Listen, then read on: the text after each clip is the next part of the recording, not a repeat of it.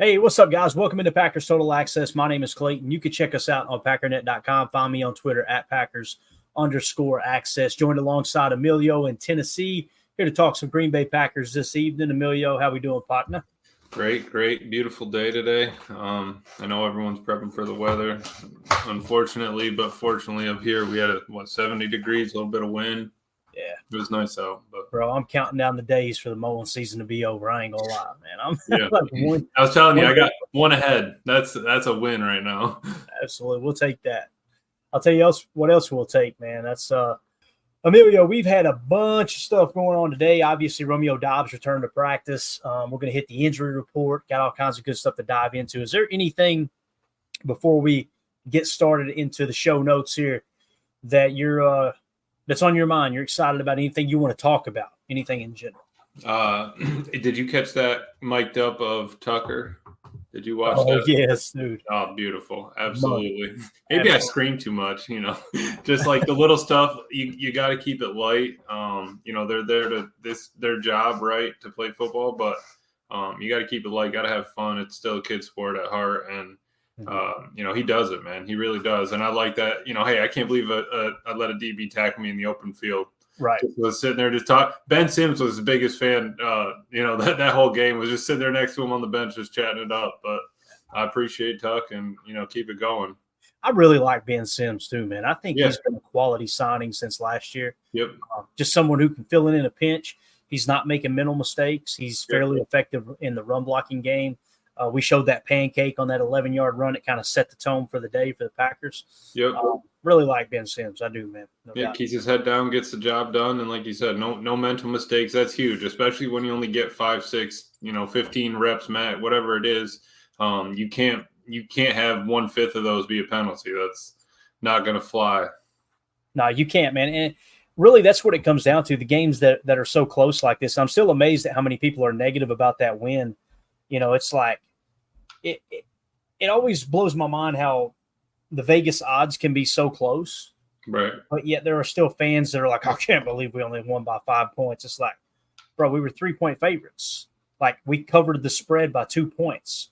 That's good. That's a good thing. I don't know, man. And I'm trying to shift gears off of all the negative and been swatting it away on social media and everything. But it really does bother me when people cherry pick stats and try to make something sound worse than it is. And I don't know if they're doing it for engagement or they're just don't fully understand what even the metrics, I think we're considered tape guys, right? We always say the tape matters more than anything else. We're definitely not one of the spreadsheet guys, but even when you look into the data and you dive into the spreadsheets, you can see an underlining positive within, certain statistics, certain metrics, and they'll ignore that completely and just steer in the direction of the negative, which is just, it's mind-boggling to me. It really is. But as far as one of the positives, though, man, Xavier McKinney won NFC Defensive Player of the Week. I like how the Green Bay Packers did this. McKinney. That's what they said, McKinney. So he is him. McKinney obviously earning that there with the interception. His fifth on the year, right? 5th in 5 games. Yeah, 5th on the year, and I think it was actually Tim that retweeted it. But Kay Adams was talking about how he had that last pick. He had a pick in the last Giants game that he played, so technically he has 6 consecutive games with an interception. And so if he gets one this weekend against Kyler, he'd be the lone survivor of 7 picks in a row, back-to-back games. And he's got a nice little bundle that he's there with in the tied for 6 category. So even still, I mean, great feat. I'd love for it to be, all Green Bay ones. So let's get one this weekend, one next weekend, and call it a day. Yeah. And, the other thing too, if I heard correctly, Charles Woodson, the year that he won Defensive Player of the Year, he had 9 interceptions. So McKinney is blowing that out of the water. Now listen, Woodson also had some sacks. He was playing out of that nickel star position. They would use him off those backside blitzes like you've seen with Keyshawn Nixon and all that. So I don't know, man. McKinney, he's putting together a historical run here. It's going to take a lot for him to not win All-Pro. And that's very, very And he's already got an added fumble to it. Maybe he doesn't have a sack. He's already got a fumble recovery. At that point, if you're looking at the stats, it's not going to matter what, he's for him getting that fumble recovery, it's not going to matter how it happened. It's just going to be a number on there. And when they're looking at the total numbers that are getting, set around for those metrics, I think that he's going to be in the lead. Yeah, definitely. So let's shift gears to the injury report in practice today. Rob Domofsky, welcome back to Twitter. So he's unhacked, got his account unlocked there on X. So that's kind of cool. Rob Domofsky tweeted out Romeo Doubs back from his suspension and Christian Watson practicing for the first time since week 4 ankle injury. Devontae Wyatt with the ankle, the only did not participate. So obviously getting Christian Watson back, it sounds like Jair Alexander was out there as well. Romeo Doubs back from suspension.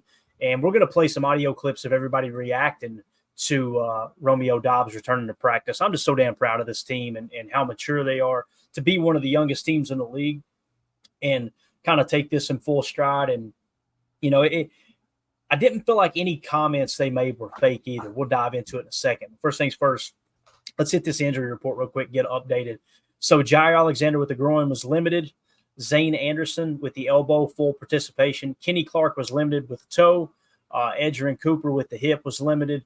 Jonathan Ford with the calf was limited. Elton Jenkins limited with the knee. Jordan Morgan with the shoulder was limited. Aaron Mosby with the shoulder, full participation.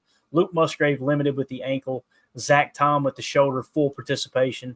Carrington Valentine with the ankle limited. Christian Watson with the ankle limited. And then Devontae Wyatt with the ankle did not participate. So really what you're seeing here, good possibility that this is going to be the healthiest you've been all year when you get ready to face the Cardinals this week. Anything stick out to you there as far as the injury report for the Packers, man? Yeah, well, talking about that receipt that shows up, it looks like, we're starting to get that list going. At least it's mostly limited, in a lot of fulls. So I'm happy about that. But, if we can keep it to about this size the whole year, I'd be happy with it. We'll work it, we'll work in full participations and do nots. But, happy that Jair's back out there. I think that, hopefully we get him back full force this weekend. We got Marvin Harrison we're going against, and it's going to be a matchup, right? I think it was DJ or Buck picked him in their rookie pool that they do on Move the Sticks, where they pick, quarterback and a couple playmakers to see who takes the W. And they picked Marvin Harrison. I was shaking my head. They're saying at some point he's going to have a breakout, right? And I just don't want it to be against the Packers. Yeah, definitely. And as far as the injury list for the Cardinals, Isaiah Adams, full participation, offensive lineman. Offensive lineman Kelvin Beachum did not participate with the hamstring. Evan Brown, offensive line with the hammy, limited. Christian Jones with the ankle, full participation. Zay Jones, wide receiver, NIR, returned from suspension. He was full participation. Matt Prater, kicker, left knee, limited. Darius Robinson, defensive lineman, limited. And Garrett Williams, cornerback with the groin, was limited. They also lost, I heard someone, I think it was Ryan was saying earlier today, that they lost their best offensive lineman, one of their best offensive linemen to IR. Did you hear anything about that? Yeah, that he went to IR, and the dude that came in was like a 26 passing grade or something on his PFF score. So 20 reps or something like that. But you lose a starting lineman and you have an undrafted 2020 rookie come in, or not a rookie, but undrafted 2020 player. Obviously, he's been bounced around the league, and it's just not something that is going to help the offense, right? We need to be as healthy as possible. And like Matt was saying in his interview, even their back, he's elusive for his size. All those little things matter. And not having the blockers in front of you is going to be a problem. Yeah, no doubt about it. All right, we got a couple things started in here. Let's hit it real quick before we get Christian Watson's take. 2-0 for this. It may be too early for this, but Reggie White, Charles Woodson, and McKinney. Oh, Lord. Oh, Lord. Hey, I'll take it. I'm ready to get hurt again. Ain't that what Michael Scott said? Yeah, exactly. Ready to get hurt again. So that's some stout names or stout company. Eldegrim, he had 2 picks. That's last game. That last game as a Giant, by the way. Wow, that's crazy. So basically, if he had 2 in his last game as a Giant, then his last 6 games he's got 7 interceptions. Mm-hmm. That's wild. Almost had 8 with that second one that he had. Y'all keep mentioning that one. It's eating you up. It is. Carl Ward in the chat. Good to see you, buddy. He says, I think people need to put respect on Watson's name. That's tough to come back from back after 2 weeks. that injury looked bad at first, man. I was thinking the worst when he got Mm-hmm. rolled up like that, no doubt about it. Ron Sample says, Matt did say Wyatt was out of the boot, so that's good. That's great news. So we might be looking at – look, they didn't put him on IR. That would suggest it's going to be a maximum of 3 weeks, right? Yeah. So this will be the second week he misses. If he's out of the boot, probably be next week. I think really, possibly this week. I doubt it. Right. But next week, looking really good for Devontae Wyatt. That's great news. So I'm honestly super happy with the training staff. I think they've been crushing it. You know, I know it's per person basis, but having this ability and being blessed like this is awesome, and definitely a testament to what the work they're putting in. Yeah, definitely. So let's do this. Let's shift gears, and let's get everybody's kind of take, or a couple people's take, on the Romeo Doubs situation. Again, I think Christian Watson is, to be so young, he's already a leader on this team. And this tweet was sent out by John Miller of NBC 26.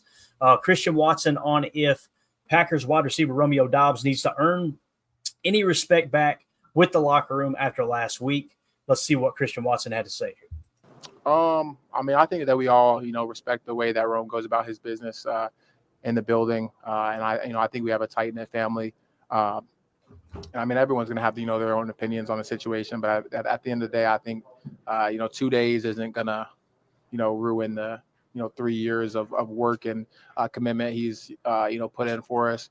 It'll definitely be, a little weird right away just because, it was a, pretty significant situation, for him.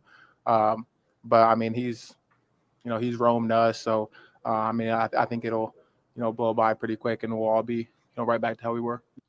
Love it. Love the response, man. Listen, 3 years of work put in, 2 days of missing practice and making a bad decision shouldn't define that person, right? Right. Clay, you get stuck on a landscaping job.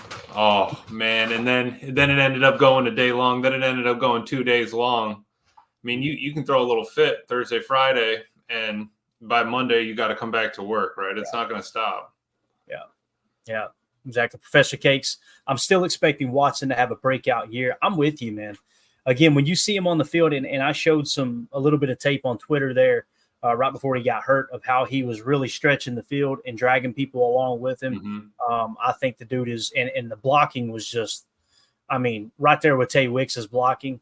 And that's something like, I'm not saying Romeo doesn't block, mm-hmm. but you don't see many reels of him getting in there and getting physical. Now, part of it's because he's playing boundary X predominantly, right? But if he was in the slot, he'd be forced to do that. But, man, I got a lot of respect for people like Christian Watson and Tay Wicks that are willing to stick their nose in there and dig out those safeties and do the dirty work. And Matt was talking about that in his presser too, that, we miss Christian, one, what you were talking about, stretching the field, being able to put the stress on the defense, but two, about how he can go in there, dig out a safety, chip a linebacker, do all those things, and that everybody in the wide receiver room can. But I think you're right. Christian Watson sets the tone when he's in there, in there blocking. Doesn't matter what kind of play it is. It could even be a wide receiver screen. He's going to step up, get his hands on him, and do whatever's best for Jay Reed, Wicks, whoever's catching it, Tuck, whatever. Yeah, definitely. Professor Cakes, not to talk crap about Romeo Doubs, but after all that situation, it made me appreciate Watson even more. That dude gets nothing but hate from Packers Twitter and still is a class act. I couldn't have said it better myself. And here's what we got to do, Professor Cakes. Yeah. We see that. Don't go after the people who are showing their ass on Twitter and showing how immature they are and showing how they're internet tough guys, because they wouldn't say it to a player's face. They wouldn't say it to their family's face. They're on there arguing with Christian's family, and right. If you've seen them at Lambeau, they'd be the one to look away with their beer and walk off like they didn't say anything. What we got to do is be louder than them and show the positive side of Packers Twitter. We got to be the ones that are encouraging. Doesn't mean you got to be fake. It just simply means, like the old saying, like Mama used to say, if you ain't got nothing nice to say, keep your mouth shut. Yeah. Or as my mama said, if you ain't got nothing to say and you open that mouth, I'm smacking it. Right? That's the way it's going. So you just gotta. That's how I approach Twitter, man. It really is. Mm-hmm. I use that block button. I got that thing on rapid fire, bro. I ain't scared of block. Up, yeah, man. That thing is getting burned up. I'm telling you, because life's too short to sit there and argue with people. They're not gonna change your mind. You're not gonna change their mind. Now that's much different from having a mature conversation with someone, right? Right. And that argument's not going to matter in probably a week. Like they're not going to remember it. You're not even going to remember it. And it's, what's the point? Wasting time at this point. Definitely. Jen Wright in the chat. Good to see you, man. She says, man, has Watson grown in the media alone? He really has. He just seems like he's matured so much. Yeah. He really does. So I'm excited to see what he does this year. Now, this was go ahead, read that one. That's Case was saying he'd love to see a little bit more formations with Reed on the outside and Watson in the slot. Yeah, and here's the thing, because it's a matchup, right? You're picking your matchup. Same with the trips or the stack look. If we can get a stack in the split release, whoever goes inside takes inside man, things like that. How we were talking with the defense, that's going to be huge. Putting them in an advantageous situation against a linebacker, come on. Right? No, it's true. And the more you put on tape with Watson at the Z and Reed at F or Reed at slot, right? And then all of a sudden you switch that up, man, I'm telling you, it will mess defenses up, especially with two players that are as dynamic as Reed and Watson are, because the reality is in college, Reed played more Z than slot. Right. And Michigan State, the year before he came out in the draft, Michigan State eat up that slot fade with Reed. They had Bird running that non-fade and just dropping it in the bucket all game long. So Reed's up there somewhere, right? Bro, that was – I don't know if you guys seen that or not, but Jayden Reed put a tweet out of that deep throw to him, 53-yarder into double/triple coverage from Jordan, and he put F it, Reed out there somewhere. Great. He said that's what they used to say in Michigan to him. He said it Reed out there somewhere. It made it even better. I love it, man. Bird is he's one of these guys going to be a spark plug, a quiet leader too. He's awesome, man. Absolutely awesome. So here's what J Love had to say about his relationship with Romeo Doubs, who, like we talked about, it goes back years. Jordan, I don't know if it was before Jordan got in the league, but I know after Jordan was in the league and Romeo wasn't in the league yet, they were using the same off-season training program, and they would actually work out together. So before he was even a Packer and a teammate with Jordan, they were already kind of working together. So if anybody knows Romeo, it's this guy right here. Let's see what J Love had to say. What was your reaction last week? Oh, shout out to Ryan Wood at by Ryan Wood. He tweeted out this video from the locker room. When Romeo didn't show up to practice, and how did you find out about the reason why?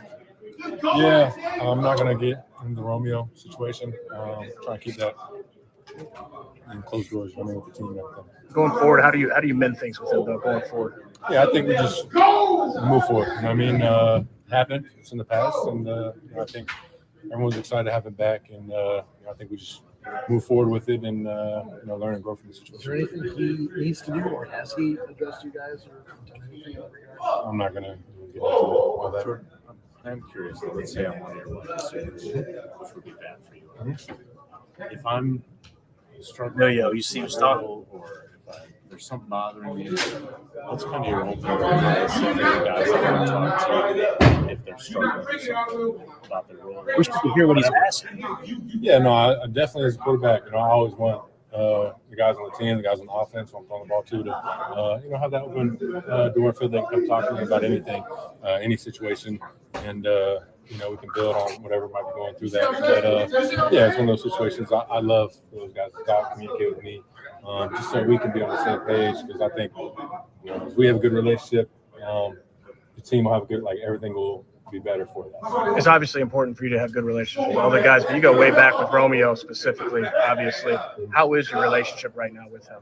No, I think we have a good relationship. I think Rome is a competitor, and he's shown that in the time he's been here, those 3 years. So, but we have a great relationship. We train together throughout most of the offseason, and something that we've been building up. So, we'll move past this and keep building our relationship. All right, so that was QB1, obviously talking about Romeo Doubs. I like that he didn't sugarcoat anything. To me, there was no coach speaking there. There was no just, hey, here's the company line. It was I'm not getting into it. No, yeah, and he gave him the look too. He gave him the little hide. That's it. Don't ask that question again. And that's the way. It's like when Mandy says, "Take the trash out," and I go, "What?" She goes, "Huh?" I go, "I'm taking the trash." Yep. Yeah. No, I misheard you the first time. I thought you said, "Yeah, gas." My bad, Mandy. That's on me. But no, seriously, that's what we need from QB1. He's holding it together. Like he said, he's known Rome, and he doesn't need to put him on blast. There's no point. It's it's done and past. Rome can't take whatever happened. He can't take those days back. It's over. And he showed up to practice today. If that didn't happen, we could have a different discussion. Let the kid play and move forward. You make a mistake, whatever. If he's got something going on, it's that. So just be there for your team and keep going. And what your boy was asking was he had asked Matt the same sort of thing. Now suppose I was a player on your team and I was maybe a little unhappy. How would you like me to approach that? And that's basically what he was asking Jordan. But you got to be able to talk to your boys and just get through it. Yeah. Coach Lynn in the chat said you can tell they're a bit disappointed. They will get over it with time. Yeah, that's kind of what I'm feeling too, Coach. It's not like over the top. I feel like they're being real too. Like you can tell they're like, man, I wish it hadn't happened, but we got to move on. Like Bill Belichick used to talk about all the time. Everybody makes this big fuss about a coach and a player arguing. Lord knows, if you watch the NFL today, whether it was Robert Saleh and Aaron Rodgers looking awkward on the sideline, go watch Bo Nix. This is must-see TV. Bo Nix and Sean Payton on the sideline was absolutely hilarious. Them arguing on the sideline, right? But like Coach Belichick said, in the heat of the moment, there's no time to have a discussion. You give an order, you take an order, you adjust, you're trying to win a ball game. There's no time for this getting your feelings hurt. Mm-hmm. I'm with you though, Coach. I think you did kind of feel like they were a little bit disappointed, but I'm excited to see them move on. I want to see Romeo go out there and just ball out now, right? That would be absolutely awesome. Coach Lynn says Watson had Romeo's back with that answer. Completely agree. Yeah. Then Coach Lynn says speed to 3 with Watson at the 3. Woo, woo, woo. Give me a little trips or tray set with a little dagger. Oh my gosh, man! And you can run that dagger and maybe have like a shallow out of the Z or out of the F, however they line up there. But yeah, put the speed to 3. You could even flex Tucker to the 2 and just have him work a dig or something off that. Maybe dagger. Run, flex to a 2, run a mesh concept, and then Tucker and Watson, a little cross there. Let's go, man. Let's go. Let's see. Professor Cake says, wasn't Watson's 60-plus touchdown against Philly in 2022 from the slot? The Jordan Love, though. I believe it was. It was a crosser, right? It was. I remember it being a crosser. I thought you were talking about the Dallas play, but I didn't. It didn't compute there that you said Philly. The Dallas play, he was on the outside, obviously ran the 9-fade that hit him. That might have been 2022. I want to say it was from the slot, but I guess we'd have to go back and watch to be sure. I think it was. I'm almost positive. So, I mean, that's the thing that LaFleur said in the offseason, too, that really got overlooked. I didn't hear hardly anyone talking about it, but he said when he was asked about Christian Watson, he said he's extremely intelligent. He has high FBI. He can play every position in our offense as far as receiver, right? Yeah. And he can even do the jet sweeps. You guys remember before Jaden Reed showed up, Christian Watson was the jet sweep guy, right? Like we ran the heck out of that his rookie year. I think he got 2 or 3 rushing touchdowns off of that. But he can. The thing about playing F is there's almost always a choice route attached to F, is what LaFleur kind of hints at. So if you don't understand all of the choice route concepts that's embedded within his playbook, then you can't qualify to play F. He said that without saying it. The one player that I've noticed that hasn't played F, 2 of them, but the one that's been here the longest is Romeo. Right. Listen, that's not the dog Romeo, but they see Romeo as, hey, his strength is put him at the X, right? So you see Christian playing F there before Reed showed up. Now Reed's kind of taking it over. Wicks has played it a touch, but he's more predominantly just slot as opposed to F, and probably just less choice routes involved, if that makes sense. Right. Yeah. So let's see what else we got here. 2-0 for this says Romeo has had Love's back and Love has Romeo's. The team is a family. And this is just like welcome a brother back no matter what. After they got the rear end busted, right? Yep. And they come back in the living room to have dinner or have a pop or whatever it is. It's like, yeah, boy, you got blistered, didn't you? All right, let's get to work. Let's we're in this together. We got to survive this household together. See. Carly, how are we doing this evening? Doing all right. Thought you were maybe talking about my son at dinner just a second ago.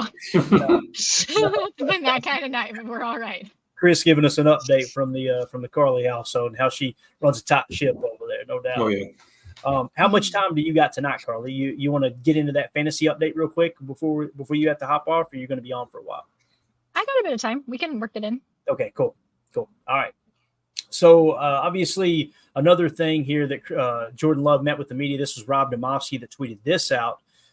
He was asked about the 53-yard bomb to Jaden Reed that we were talking about, right? Jordan Love on how Packers quarterback coach Tom Clements graded his decision on the 53-yarder to Jaden Reed into triple coverage. So let's see how he answers this question as far as how the QB coach judged him on that throw, that bomb to Reed. Got a 0 on the grade sheet for this. 0. Going to happen after going on the sideline. But yeah, I mean, it worked out. Is what you say. Not a great decision. It worked out, but you can't rely on that working out all the time. So we're glad it worked, and learn from it, grow from it. But not a great decision. Would you take that shot again? No, I wouldn't. I would not. Like I said, I'm glad it worked out the way it did. I love that dude, man. No. Yeah, probably not going to do that again. So obviously that was one of the biggest plays that we showed on Chalk Talk. Man, you couldn't have thrown it any better.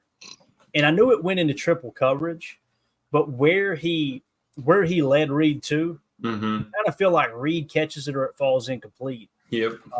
I'm still smiling because I'm like, man, Reed hit it. F it. Reed down there somewhere. Just chuck it. That's what he did. Let it fly. Yeah, no doubt. Let's see here. Doug in the chat. Good to see you, buddy. He says Watson had a 38 on his Wonderlic at the Combine. In contrast, Aaron Rodgers had a 35. The NFL average is 24. So, yeah, Watson is a brainiac, which is wild to think about that you're almost 6'5", run a 4.340. Oh, and by the way, you're sharp as a tack when it comes to decision-making. And in a limited time fashion. Yep. And Holmes at MD1, Willis scored a 32 on his Wonderlic. Yeah. Goody's got a top, don't he? Goody has the top. So Jacob Morley, one of the best follows on Twitter, at Jacob Morley. Jaden Reed is the only player in the league since the 1970 merger to post 80-plus receptions, 1,000-plus receiving yards, 10-plus receiving touchdowns, and 200-plus rushing yards in his first 20 NFL games. So 4 different statistics combined. He's the only player in the league since 1970 to do that. That's and great. You guys help me do the math there. That's what, I don't know, 55 years? Am I thinking right? Yeah. 4 years going on 55? That is insane. That is wild. That's a century. Unbelievable. We're blessed. Where do we pick him up? Second round. Clayton was freaking out. Why do we keep moving back? I'll never forget it, man. Because we traded back once, and I went, it's got to be Jalen Hyatt right here, right? Because he's the only receiver there. And I'm thinking, he made it. All right. They traded back again. I spun around that chair in the back of my head for 45 seconds. I'm like, who in the hell are they looking at? What am I missing here? Lo and behold, it was him. And they knew no one else was on it. Right. Yep. It was really cool moment in draft history for sure. All right. So Carly, I'm going to pull up that message real quick. That way, if you do have to hop off at any point, we'll go ahead and knock this out and we'll get into some other stuff here in a second. Because I'm going to get into some Patreon questions as well. But see, I've got the photo pulled up here. That's what I was talking about, Venom Slash. Reed said he was blind on that catch because of the defender's arm in the way. It was all the way like slow-mo. I mean, dude got spray painted across the visor. He couldn't see anything. You saw it hit his fingertips and he just closed. Yeah, no doubt. It's all right, amazing. Carly, give us an update on the PTA Patreon Superflex League here. Looks like one person's definitely separating themselves. Well, you got really 4 teams that are kind of separating themselves, but one at the top, and that's wild. Let's hear. And I have to be fully transparent. You should probably take the ticker down so we're not blocking the person at the very bottom. That's fair. We don't want to do that. Gotcha. Sorry about that. Ooh. Look at this. Boy, you talk about an honest human being. For those of you on the pod, the only name that was being blocked dead last was Carly. And she said, I got to take my medicine. I got to take my medicine. Sorry about that. I sure do. We'll start from the bottom this time. And the only person with a 0-5 record would be myself. I'm owning it. You'll have but no. Hunga Hunga Burnin' Love is he's the only one with a 5-0 record, doing absolutely fabulous. CJN airing it out. Numbskulls and the Immunizers are tied for second place with 4-1. We got another group of 3. United Bates pulling up number 5. Dave C Nice. and Trevor from Virginia. Yep, with 3 and Nice. 2. Over 500 there with those guys. And then we got Pack Daddy, Chris N, and Dane Stromstad with 2 and 3. And then 11-12 Pack and Cheese and JG126 and Mike's Marvelous Team all at 1 and 4. Got it. So Hunka Hunka Burnin' Love, man, 919 points on the year. That's wild. I was kind of looking here too, because sometimes you can look at the total points scored and feel like, man, how is their record that bad? Like Pack and Cheese, 839 points on the year, but they're in 10th place, or I'm sorry, 11th place. That's kind of a tough break, isn't it? Because and you talk about lucky. Look at Trevor from Virginia. Not to call you out, Trevor. We appreciate you. Don't get me wrong. But only 777 points scored, and you picking your spot. So win's a win, though, right?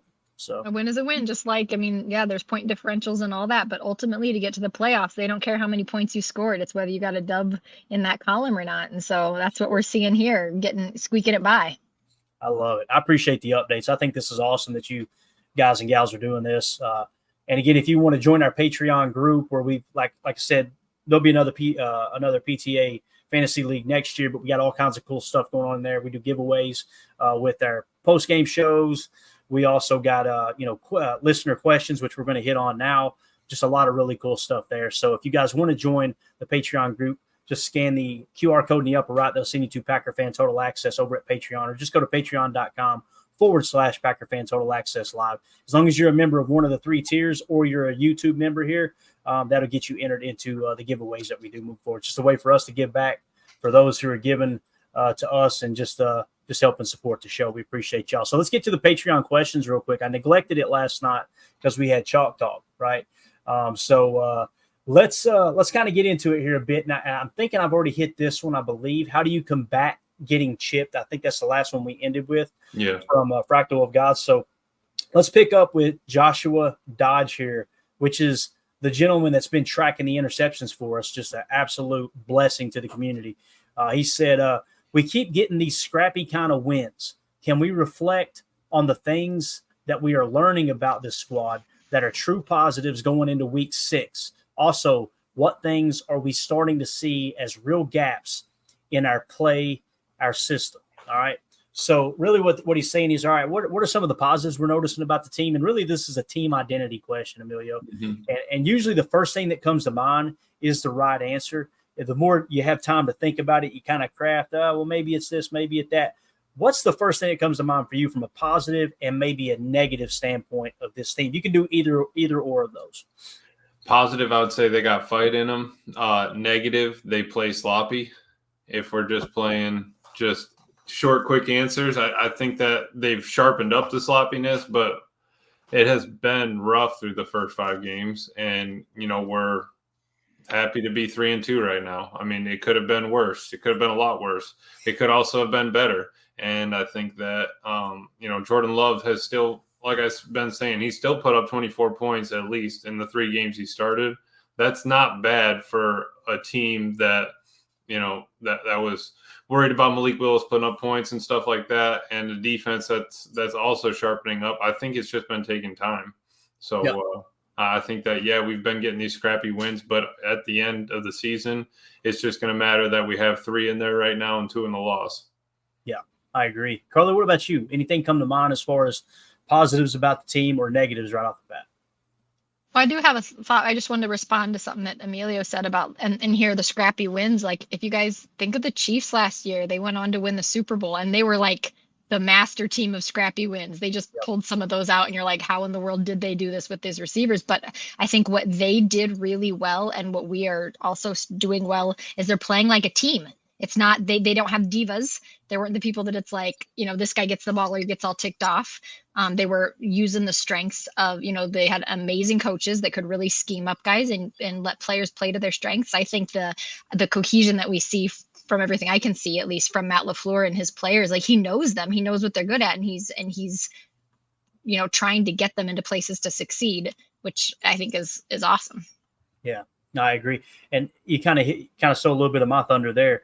My positive, the first thing that comes to mind is Matt LaFleur's scheming. Like, Yeah. I mean, even the pick six, which was like the most devastating play on Sunday, we watched it back on Chalk Talk, and it's like, what a beautifully designed play. If Josh Jacobs and Rasheed Walker communicate correctly and they give Jordan an opportunity for that throwback and they don't just have a free runner, that's probably 6 points. Yeah. And could you imagine that? Because it was from what yard line were Like they the on? 7, third and 10 or 12 or something from the 7. On 8. Yeah, well, I had on 8. It could be wrong, though, with the box score. But, yeah, so you're looking at a 92-yard touchdown pass, and all because one person missed a block. And we don't know which one it was. I mean, we got an idea, but we're not going to throw people under the bus. Regardless, there was 2 people there to block 2 people. 2 humans to block 2 humans, and it didn't get done. And if it did, man, that throwback play was nice with that pro router, like you called a C route. He was coming wide open, man. It's going to be awesome. So that's my positive. As far as the negative, the penalties definitely stick out to me, like you were saying, Emilio. Just sloppy football. Mm-hmm. And the pass rush has got to get better, although we're going to hit on the pass rush here in a minute. And I think it's going to surprise y'all. We're probably going to tick some people off. And I got to be honest, I really don't even care because it's just amazing how people are cherry picking stats on PFF to make it sound like it's worse than it actually is. But anyway. Hey, Clayton, can I ask a quick question? Yeah, absolutely. I was listening to Monday's show and I just hadn't had a chance to go look this up. So if you're like, Carly Ray, just stop asking stupid questions and go look it up. I can go do that too. But how do you, I was listening to Monday where you guys were talking about Rashawn Gary and how his pass rush win rate was 25%, but he had yet gotten no pressures. So what does that actually mean? How can you win or get a positive in this rate if it doesn't mean getting pressures? What does success in that category look like? So here's where the water gets muddy, and it's why I don't lean on PFF for stuff like this. I use PFF strictly for the grades because it's an extra set of eyeballs on every player, on every play to get kind of a good base of, okay, here's how this group of individuals sees each player being great, okay? So with pass rush win rate, it's been described to me that in less than 2.5 seconds, you beat the guy that's blocking you. So when you beat the guy that's blocking you and you win that, it doesn't necessarily mean you got a pressure on. Why? Because the quarterback gets the ball out, right? And even though you beat that guy, you've now got to close in on the quarterback as well to actually hit him and cause a hurry, a pressure, a sack, whatever. And there's a bunch of different groups that uses different analytics. I'm going to tell you why I personally prefer next-gen stats and their pressures, because no one can tell me how PFF does it. And what I mean by that is, I'll show you here in a minute. It's really cool. When it comes to PFF, they say Rashawn Gary's got 6 pressures, right? And you go, okay, 6 pressures, man, that's horrible. But then you go over to Next Gen Stats, and they've got 14. Mm-hmm. Here's the beautiful thing about that. Next Gen Stats, you can watch every individual play and go, yep, there's the pressure. PFF, nowhere to be found. Right. So you're just taking someone's word for it that, no, here's how it is. And you'll find that the people that are trying to hate on Rashawn Gary really heavy right now, they're not mentioning the stunts where he's occupying 2 and crossing faces and freeing up defensive tackles. They roll their eyes at the chip rate, although people like Greg Cosell are saying that's how you judge a pass rusher, how much attention's being allocated to that player, on and on and on. But, yeah, to answer your question, think of it that way. And think of if he gets chipped, right? If the tight end comes out the chip, and you've seen it multiple times, even on Sunday, the tight end goes to chip, Gary will swim him and go by him. That's a pass rush win. Okay. Right? And I actually, so I had listened, this was during the off season, I think. I had listened to a podcast where it was someone from Next Gen Stats talking about how they had, like, over the last year opened up a bunch of their information to try and get, like, brainiacs, people that are like stats nerds and formulas, to say, how can we actually get an accurate formula for predicting a pressure? Because proximity doesn't equal pressure. Just because someone's close to the quarterback doesn't necessarily mean that they're putting pressure on them. And just because they get past their defender doesn't mean that they're getting pressure on them either. So how do we do this? And I think that's probably what you're talking about, where you can go back and see it, is they have found a way to account for certain variables that does what this player has done impact the way the quarterback is playing this. And they found a way to capture it in a way that probably PFF just hasn't yet. So it makes it a lot more visible. Absolutely. Like, I'm going to give you PFF Someone graded it and said that was a pressure, that wasn't. That's what that comes down to. We don't know who that person is. We don't know his football background. We don't know if they have any kind of bias. They are a nameless, faceless entity that we're not allowed to know who it is, right? Now, when you go to Next Gen Stats and talk about how they track pressures, listen at this. Next Gen Stats uses AI models to track pressure by analyzing player tracking data, GPS. We know exactly how close that player is to the quarterback and the ball, right?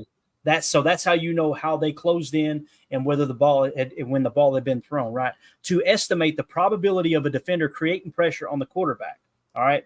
It goes on and says, Next Gen Stats uses data captured at a rate of 10 times per second. So in 1 second time, they track the GPS data 10 times in 1 second, right? To make sure you get split second results in that regard, including player coordinates on the field, velocities, and orientations. The models are based on over 90,000 plays from the last 5 years of the NFL. 90,000 play database that they're comping the information to. And again, I'm not a scientist, nor do I play one on TV, right? But I'm going to trust GPS tracking. And oh, by the way, here we're putting our money where our mouth is. Here's the plays we think was a pressure over the person that just randomly combs through. Since they're going to call us tape guys, we'll start calling them spreadsheet guys. It's embarrassing. It is. It's just, let's just, 2 weeks ago, it was pass rush win rate. That was oh boy, let me tell you, pass rush win rate tells the whole story. And now they're backtracking off of it. And it's, well, we don't really know if it's more about that. The reality is Next Gen Stats has Rashawn Gary leading the Packers with 14 pressures. Is that great? No, far from it. Just like we've been saying, he's having a down year. But to pretend like Gary is the reason that this pass rush is struggling so bad is just crazy. Like he's literally leading the team in pressure. Well, like I said, we'll get to it. Fractal of God said, I'm happy. No win is guaranteed. Could we be playing better? Yes. Could we be playing worse? Yes. Do I want J Love to be better? Yes. Do I hate him? Nope, not at all. There you go. That's a lot of emotions in there. Joshua Dodge said, yes, more specifically, is there any specific negatives that we are finding in the way we have been playing? That's the question that we answered earlier because I asked him just to clarify. I was waiting for this one to come in. And this isn't a shot at Damon. This is just a popular topic. We're going to spend minimal time on it, Emilio. We're going to hit it on the next episode. What's that? We're going to hit it on the next episode. Man, look at you being responsible here on the podcast. For those of you listening on the pod, that's the end of hour 1. We will see you on the other side for hour 2. Appreciate y'all.